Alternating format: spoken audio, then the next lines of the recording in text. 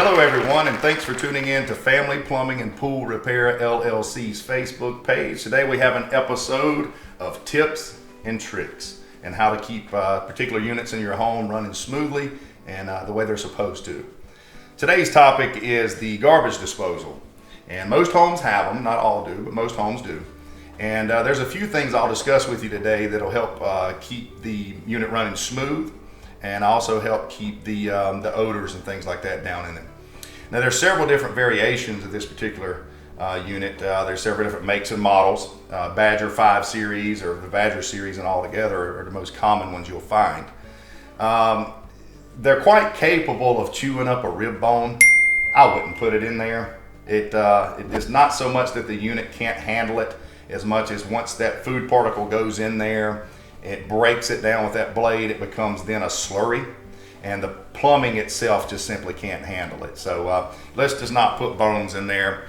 Pastas, those kinds of things that are high starch like rice and such, you could definitely put those in there. Just put them in with portion. You want to put a little at a time, follow it up with some water while the unit's running, and then let it swallow it, and then put a little more, let it swallow it, and keep following that until you've put all you want to put in. Skins are a big issue when it comes to garbage disposals.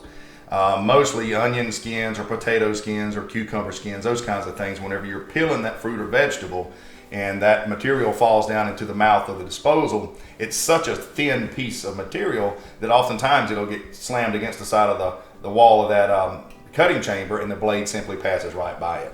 And it causes a clog, and it's very frustrating when you got trying to make a meal and you got a tub full of dirty water you can't get rid of. Eggshells are also usually a problem for these things. It's not so much that the eggshell is harmful to the unit itself.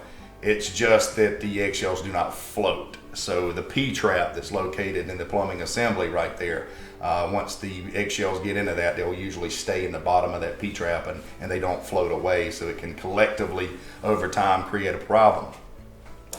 If you'll note here in this screen, there's a little red button that I'm pointing at there, and that is a GFCI, or a ground fault circuit interrupter. And that is built into the unit itself, and it's built there to protect itself. If for whatever reason something gets into the unit and it cannot spin, or it lodges those blades up, or it seizes those blades, it's going to cause a humming. It's going to stop and cause the hum, and within just a few seconds of it humming, that unit's going to protect itself by throwing that little button out, and that disconnects all power to it. Now, what do we do to fix that? First things first, you want to disconnect the main power breaker to the unit. The switch that you use commonly to turn that unit on or off, you need to make sure is in fact the off position. All right, and located also too in the very center in the picture here is going to be the shaft, and that is the drive shaft to the unit, and that shaft goes from the bottom of the unit through the unit and all the way to the blade assembly at top. Now in the center of that shaft at the bottom of the unit is a 1/4-inch Allen key set, okay? So you could take a typical key set, 1/4-inch diameter, you'll plug it into the bottom of that unit, and you should be able to freely spin that shaft, which is moving the blade assembly as well. If you cannot move that blade assembly smoothly or at all, you need to, at that point, investigate why. And so you'll take a flashlight, you're going to look down into the mouth of the unit, which is here located at the bottom of the sink. If you see some debris in there, by no means should you ever stick your hand inside of that unit. That could be a really big problem. So let's not do that. If you can visually see the blockage and you've got a tool or something you can reach in there and grab and remove that blockage with, go ahead and do that. If you don't feel comfortable, give us a call. We'll be glad to come out and take a look at it for you. If you remove the debris, you're going to then go back to the bottom with your Allen key set, and you're going to see if you can spin that shaft. If you have gotten the lodge removed and now you can spin that shaft freely, go ahead and mash that reset button, pull your tool back out of the bottom, and then go ahead and try your switch again to see if the unit will respond. The unit should come on with just a gentle humming sound.